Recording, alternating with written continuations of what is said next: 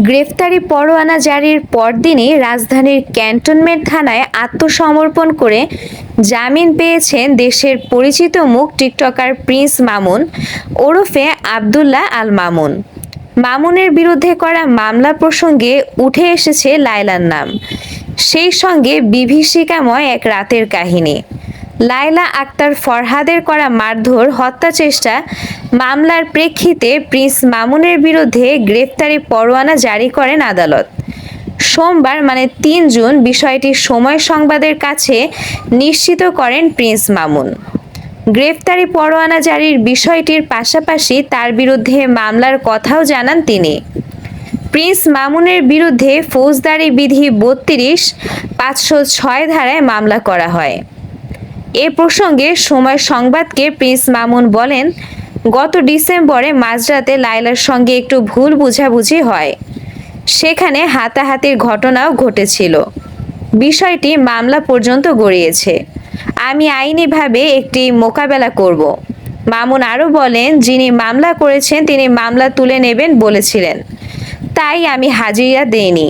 মামলার হাজিরা না দেওয়ার কারণেই মূলত আমার বিরুদ্ধে এই পরোয়ানা জারি করা হয়েছে। এমন পরিস্থিতিতে মঙ্গলবার ঢাকার মেট্রোপলিটন ম্যাজিস্ট্রেট সাদ্দাম হোসেনের আদালতে আত্মসমর্পণ করে জামিন আবেদন করেন প্রিন্স মামুন।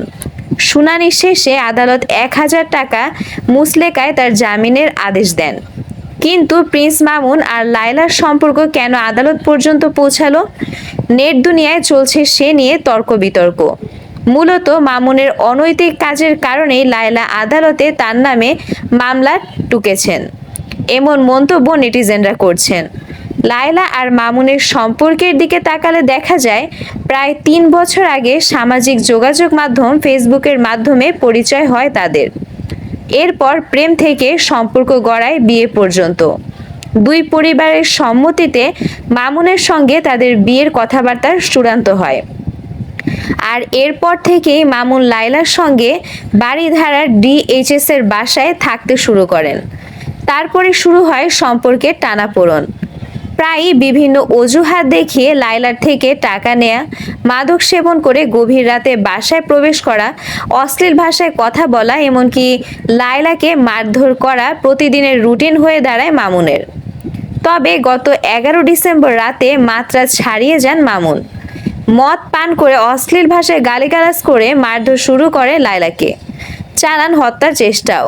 তাই সে রাতের পরদিনই ১২ ডিসেম্বর রাজধানীর ক্যান্টনমেন্ট থানায় লায়লা আক্তার ফরহাদ মারধর ও হত্যা চেষ্টার অভিযোগ এনে মামুনের বিরুদ্ধে মামলা দায়ের করেন।